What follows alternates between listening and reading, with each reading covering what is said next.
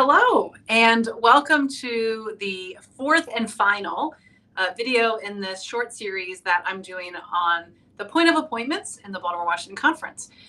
So this video, I'm going to focus on what the experience for a local church, primarily through their Staff Parish Relations Committee, or SPRC. So I'm going to, just for shorthand, say SPRC a lot, but that means the Staff Parish Relations Committee. Now, if your church has a unified board, your board functions as the SPRC, and the dynamic of how that functions, I'm not going to address in this, but I'll use SPRC. And so if your church has a unified board, when I say that, I mean the unified board functioning in closed session as the SPRC. And if you have more questions about that, let me know, and I or ask your DS if you have questions about that. I want to remind you of a couple of things. So this is the fourth video in this four-part series. And if you watch the third video, which talked through the appointment process as it's experienced for clergy, a large portion of this is going to sound very similar, because the description of how the cabinet does some of the work, which is addressed in the point of appointments document, that's the same, because that's really about the cabinet functions. But I'll try to do this video from the perspective of how you're going to be experiencing it or contributing into the discernment as the SPRC.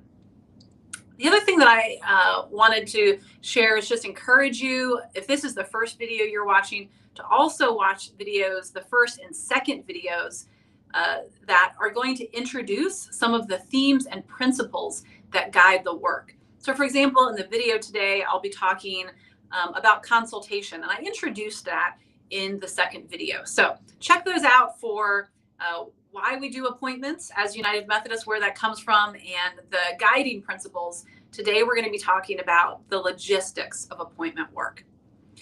So one of the pieces I want to make sure to share from the beginning, as I have in the other videos, is while the principles and the underlying reasoning and practice of appointments is going to be the same from conference to conference, the closer you get to how this applies on the ground, the more specific it will be in an annual conference. And so our Bishop Easterling, has provided the point of appointments document to share how appointment work is done. But it is ultimately bishops that make appointments, and the actual implementation of the appointment process and what that looks like is going to vary from annual conference to annual conference, and it's going to vary from bishop to bishop. And so, and probably it's going to, how open the sharing about what that process is probably going to vary as well. So I can speak to how we do and what we do this year, because even across from year to year, there are some things that might change a little bit. So keep that in mind. The other thing is in the Baltimore Washington Conference and Peninsula Delaware Conference, which is both of which our bishop oversees, our appointments are done on a rolling basis. And if you've only ever been in the Baltimore Washington Conference, you may just think that's how it is everywhere, but it's not. There are some conferences that have announcement day. So appointments are made, and everything, as I understand it, everything's announced on the same Sunday. So whatever the practice might be, otherwise, we do appointments on a rolling basis. And you can see what appointments have been made and announced by going to the conference website under the news link. Under the news tab, you'll see a link for 2025 appointments. And so you'll see that every week, as announcements are made in local churches, then names and churches will be added, new appointments will be added there. Okay, so if you're on the SPRC, one of the most important things, and I mentioned it earlier, and I mentioned it in previous videos, is that the SPRC is significantly involved in consultation. Consultation are all of the ways that the bishop and cabinet, generally through the district superintendent, come to know about a congregation and what their needs are in a pastoral leader. So consultation is both ongoing, formally and informally, and it's also very specific at the time when a new appointment needs to be made. So here are some examples of the ongoing way that consultation happens. The church conference forms that a church fills out. So that's the SPRC, but it's also other folks at church, right? So everybody who interacts with the conference is, in some ways, at least informally, part of the consultation process. all of the ways that a district superintendent and the conference come to know about the ministry of a congregation and what they need. So it's important to take seriously how you're filling out church conference forms, statistical reports, all of the ways that you're interacting with the district superintendent and sharing with them about what's happening in ministry all of the time, even when you're not expecting an appointment, all of the ways that the district superintendent and the conference come to know about a congregation are part of the consultation process. And then specifically at the time when it is clear that a church is going to need a new pastor, there are some intentional ways that the district superintendent gets to know about the needs of a congregation. Again, as I'm going to share, this is how the process I'm laying out and the process of appointment lays out how things are generally done. There are sometimes we use the principles that underlie the process and apply them in slightly different ways because of a specific situation. So always, if you have questions, please reach out to your district superintendent for clarity about this. But as our point of appointments document shares, and that document is available, it was sent out actually in the eConnection this week, and I'll provide a link in the description of this video on Facebook and YouTube after the video goes live. Beginning on page 2, the process of appointment is laid out. And it begins by saying that the cabinet discusses the missional needs and what clergy are available in a general sense. And that really is how we begin the appointment process. But it really is part of ongoing conversation about what is happening across the annual conference, what needs are there, and it feeds into then the specific discernment and discussion when there are new appointments. When there is a change in appointment or an opening, that change in appointment might be because a pastor is retiring. It could be because a pastor is moving into a season of going on leave. They're needing to step away from ministry, or maybe they're going into extension ministry. And there's a whole process and of how extension ministry might be identified and approved. But when we know a church is going to be open, and it might be for any of those reasons, or it might be in the course of the appointment process because a church's pastor has been appointed to another church. At that time, then when there's an open church, when a new appointment is being considered, the missional needs and of the congregation, the situation, the district superintendent is going to have to share that with the cabinet. And so when I talk with SPRCs, I like to kind of work backwards. Usually the first thing I do in a meeting with the SPRC of a church that is going to need a new pastor is I talk through the process, because I share with them, I want you to know how we're going to use the information that you're providing to me and what information we already have. And so we prepare a detailed profile of the church that includes information on the congregational profile. The congregational profile is something that the SPRC is completing and submitting for every church conference season. And it asks questions like, what is your vision for the church in the next 3 to 5 years? If you were to receive a new pastor, what would you be looking for? Are there any unmet expectations, current pastoral unmet expectations? To be honest, as the SPRC, sometimes if you don't expect your pastor is going to leave, a lot of times SPRCs or sometimes might just put the same thing they put last year and not spend a lot of time looking at that. So the first thing is, as the SPRC, please take time every year to seriously review your congregational profile. When you're submitting it, don't just paste in what you've done before, and don't just have one person do it. Do take time as you're preparing for church conference to fill that out thoughtfully. When you know there's going to be a pastoral change, that's one of the first documents you're going to want to go to that. And your district superintendent is either going to specifically ask you to update that, or they're going to be asking you for some of the information that's on that. So go back and look and see what you submitted, what's in the system for your congregational profile. Your SPRC chair should have access in Arena to be able to access that document. And if you can't, you can ask your district administrator or district superintendent to help you access that document. That's a great document to send out to the SPRC. And so everybody take a look at this. Is there anything we need to update or review? Also, when you know that you're going to have a pastoral change, that's an appropriate time to just review the percentage of appointment. Is your appointment full-time or part-time? We say it's part-time. Is it 50%, which is generally 20 to 25 hours a week? Is it quarter time, 10 to 15%?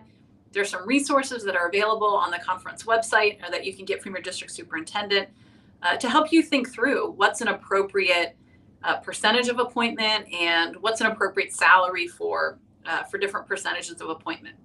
On the annual conference website, if you go to the church conference forms page, you can also find on the right side minimum salary requirements. That includes salary, housing, whether parsonage or housing allowance, and it also includes information about benefits. So review that to help you think through. It's really helpful. And one of the things that I ask churches to do, one of the things that's really helpful is when you're looking at compensation, go ahead and use the compensation form that's on the conference website, also on the church conference page. That's going to have the updated numbers because benefit numbers change. Just plug in the salary numbers that you want into the form.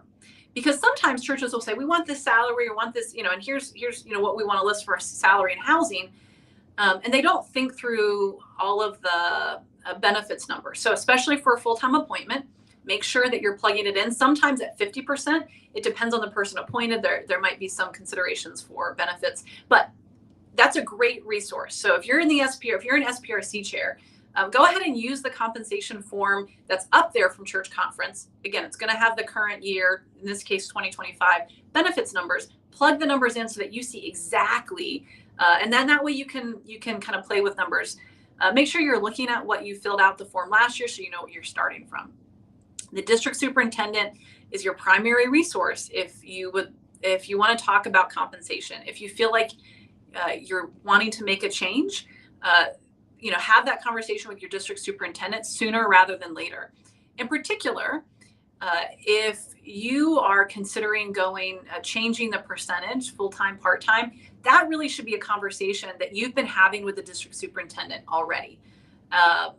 And you need to immediately have that discussion with them if you've not already had that. But that should not be something that kind of pops up at the time of an appointment. Again, hopefully you've been talking with the district superintendent about what that means for ministry, what the realities of your congregation are, what resources and tools there might be to help support if you're needing to kind of get through a particular financial hurdle. So all of that, review your congregational profile, review clergy compensation, and you're going to be in conversation with the district superintendent. They're going to want to have conversation with you, with the SPRC, so that you understand the appointment process. They're going to share with you the point of appointments document, and they're going to want to make sure that they understand what it is that you need. You're sharing with the district superintendent. Please do not feel limited to what's on the congregational profile. If there are things about your community, your congregation, or what you as the SPRC feels that the church needs in the next pastoral leader, share that with them. The more that your district superintendent understands what you feel like your church needs in pastoral leadership, the better the appointment the better the process will work. And it is always better to provide information ahead of time than to have to circle back once an appointment's been made and say, oh, but this is not going to work because, or we really need this. All of that needs to be shared with the district superintendent ahead of time. So make sure you're communicating early and often with your district superintendent to share needs and to have conversation with them. And if you have any questions, make sure that you are asking. If your church, a lot of churches maybe haven't had a new appointment in a while. Maybe the process is a little different. You've got new people in leadership. So please don't ever feel scared to ask about the process or to ask for guidance as you're discerning together as an SPRC and preparing, and then as you're sharing with the district superintendent. So the district superintendent is going to be getting information from you. They're going to be looking at demographics of the community. They're going to be looking at recent statistics of your congregation, things like worship attendance and how many baptisms have you had, and professions of faith. These are important indicators of vitality in a congregation. So district superintendent's going to be pulling all of that together. This information is not secret. It just comes from different resources, and they're going to prepare information that they'll share with the cabinet. The appointment process is really throughout covered in prayer. Certainly when you're talking with your district superintendent, I know they'll be praying with you. And when we come to the cabinet table, When I say the cabinet table, those who are present are the district superintendents, the bishop, our assistant to the bishop, and our chief administrative officer. And these clergy around that table are part of the discernment that helps to undergird the appointment making, which is the role of the bishop. So this process is really the process. The process is whatever the bishop needs it to be, wants it to be, to help inform their discernment. And so the point of appointments document is what Bishop Easterling has shared so that you can understand how this process works. So district superintendents had conversation with you. They've done all this work. They've met with you, they've talked with you, and they've gotten clarity about the information that they need to be able to make an appointment. They're going to be preparing 2 documents in many cases, a church profile, and then for most full-time appointments, last year Bishop Easterling introduced a clear open process.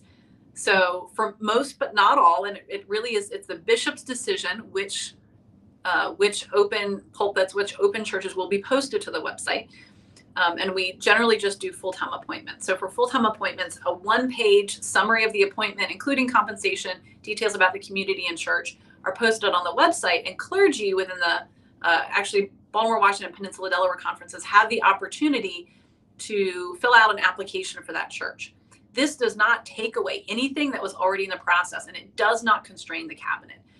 And so if a pastor reads the 1-page summary of your church and says, I think I might be called to this, they can fill out a form that the cabinet then is able to review, that they're interested, and they share why they feel like your particular church would be a good fit for them.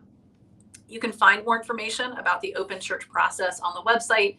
Bishop Easterling did an introductory video last year when we started it. There's an online FAQ on the conference website. But just because a pastor puts their name in doesn't mean they'll get the church.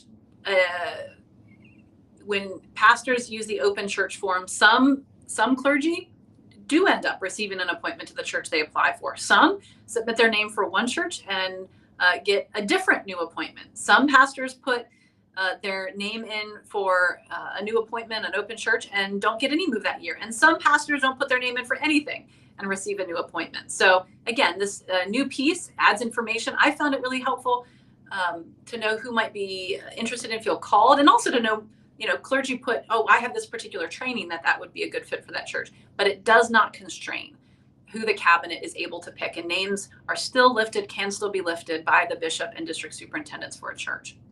So when an appointment comes, and all of that is done before an appointment would come to the table.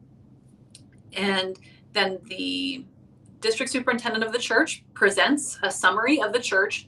The cabinet has opportunity to the kind of full church profile that the cabinet uses that has information about all of those pieces that you've shared, the demographics that the district superintendent pulls.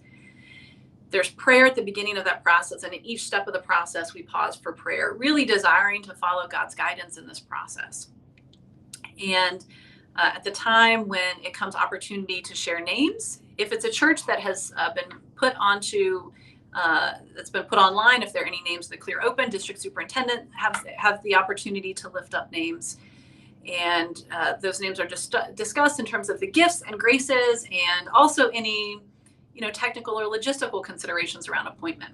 And as the point of appointments document shares, certainly the hope is that there'll be consensus around a name, and ultimately the feedback of district superintendents is what Bishop Easterling considers. And when she feels like the Spirit is moving, when she discerns through her discernment, through the discussion that happens, when she discerns that clarity about an appointment, then Bishop Easterling makes an appointment. Again, before, after, throughout, this process is bathed in prayer.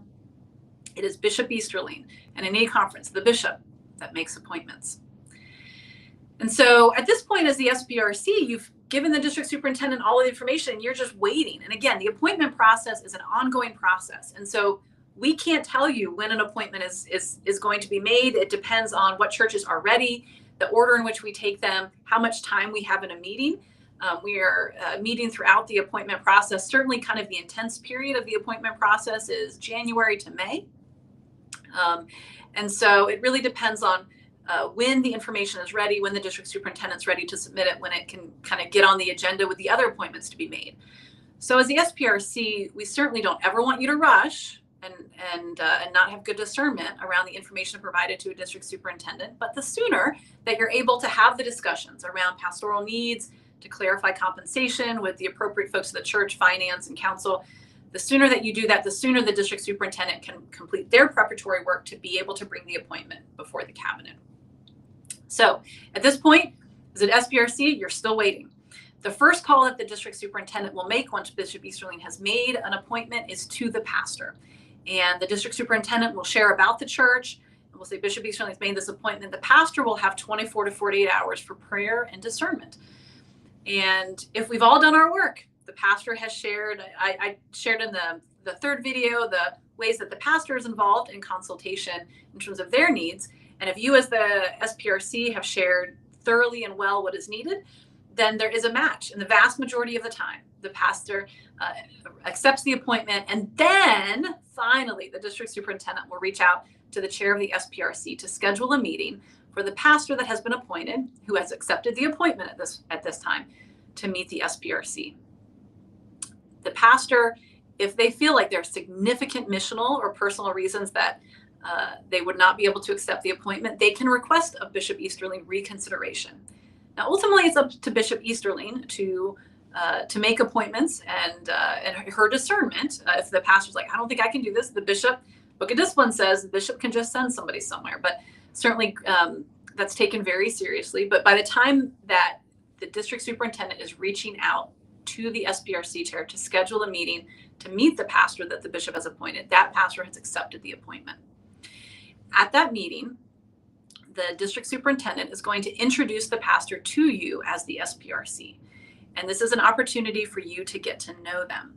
Your district superintendent will talk more specifically about the exact, flow of the process, but generally these meetings, we want consistency. And so generally these meetings happen in similar fashion, is that the district superintendent's going to invite you to introduce yourselves to the pastor. They're going to briefly introduce the DS, and then they're going to open in prayer. And the district superintendent's going to remind you of what you shared you needed in a pastor and why this pastor is a good fit for your congregation. You'll have an opportunity to ask, and the pastor will have an opportunity to introduce themselves. They might share about their call to ministry, their any ministry experience they have. You'll have an opportunity to ask general get-to-know-you questions, not really specific questions. What kind of microphone do you like? The pastor will get a chance to ask you questions. So those really specific questions, that's not what this is for. General get to know. Is this pastor, what types of things do they enjoy in ministry? Is that going, again, the vast majority of the time, this goes well and smoothly. There will be a point where the DS will ask the pastor to step out, have conversation with you as the SPRC. How are you all feeling about this appointment? And again, the vast majority of the time, vast majority, the SPRC affirms this is exactly what we need. If there are significant missional reasons why you feel like this is not going to work, there might be concerns an SPRC would have.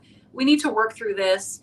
That wouldn't prevent the appointment. The pastor, we think they're going to need extra support in this area of ministry, and all of those things. You can have conversation with the district superintendent and figure out how do we support and undergird that. But if there are significant reasons, the district superintendent's going to stop the meeting. You'll have the opportunity to request reconsideration. Again, it would be extraordinarily rare for that to need to happen, especially if, again, everybody's done good work preparing. The point of appointments document lays that out. But again, in the vast majority of cases, everybody's excited about the appointment. We invite the pastor back in, and then the district superintendent's going to talk with you about next steps. As the SPRC, all of this is confidential. You have to hold it confidential. You really should even be holding confidential the purpose of that meeting. And that meeting is generally held at a time when there are not a lot of other people at church. The hope would be that the appointment would be able to be announced that following Sunday after you've had that meeting. But there might be reasons why that can't happen. The district superintendent's going to talk with you about the timeline and when they expect the appointment to be able to be made. If the pastor is leaving another church, another appointment, before it can be announced in your church, they also need to meet with their current district superintendent to let their current SPRC know that they'll be leaving to accept a new appointment. Appointments are generally July 1 through the end of June. Sometimes there are exceptions because of specific situations. But your church, you have to keep it confidential. I promise you, the Baltimore-Washington Conference, Peninsula Delaware Conference are a smaller world than you think. And we would never want a church to find out through the grapevine that their pastor is leaving. So it's vitally important. The work of the SPRC is always confidential, and it's extraordinarily important that around appointment work, all of this is held confidential. Once the new SPRC has met the pastor and the SPRC they're leaving has had the meeting to find out that their pastor is leaving, the district superintendent will confirm with you the Sunday at which it will be announced, the same Sunday in both churches. We understand worship times aren't the same, but announced in both churches on the same Sunday. Once it's announced, you're really going to want to work through, we ask you to work through the SPRC chair. We shouldn't have 20 people from the church contacting the new pastor. You have a pastor. That pastor is there through the end of their term. Again, generally the end of June, with hopefully a couple of weeks off at the end of June for transition time. But we'll provide through your district office, you'll learn about training opportunities to prepare for the appointment, and an in-person opportunity. This year, it's going to be June 7th. Every SPRC of a church receiving a new pastor and their new pastor, we're going to have it at several different locations across the conference, depending upon what district you're located in. Training for the SPRC to meet with the pastor. So go ahead. If you're watching this because you're expecting a new appointment, mark your calendars for June 7th. And that day will be that opportunity to begin setting expectations. Now, that's less than a month before July 1st. So there's going to need to be other preparatory work. The outgoing pastor and incoming pastor, we expect them to be working together. You might need to be working on payroll and getting all of that set up. Once the appointment has been announced, you can begin doing that work, respecting the fact that if your pastor's coming from another appointment, they still have a job. And so we really want to be, please work through the SPRC chair, respecting and honoring the ending of the ministry of your current pastor, but attending to those things that do need to be cared for. Shouldn't be a lot, but things that do need to be cared for before that June 7th date and before July 1st. Your district superintendent and district office are a great resource working through the logistics. There's going to be paperwork you're going to need to sign, a change of appointment form, just confirming the logistics of when the announcement is made, and compensation, all of those things you've already confirmed with your district superintendent. And so if you have any questions about this process, ask your district superintendent. Again, this is the process for full-time, part-time. For the SPRC, you're going to experience it relatively similarly in terms of the way you communicate with your DS and how you're meeting the new pastor. Again, make sure you're holding confidentiality. It's vitally important. If you're an SPRC chair and you have concerns about your SPRC's ability to keep confidentiality, speak with your district superintendent, because again, it's really important for all of the work of the SPRC, but especially so in the time of a new appointment. So that brings us to the end of point of appointments. If you have other questions about appointment work or how how these things are done, you can pop a question and comment, send me a message, reach out to your district superintendent. And again, I encourage you to check out the point of appointments document, talking about how it is that we do this shared work. And I thank you already in advance and ongoing for your prayers for all of those who are part of this appointment process, for the bishop and cabinet, for SPRCs and pastors, as we do this important work, discerning together how to best share the gifts of our connection in this itinerant process under the guidance of our Episcopal leaders, of our bishops. Thank you for your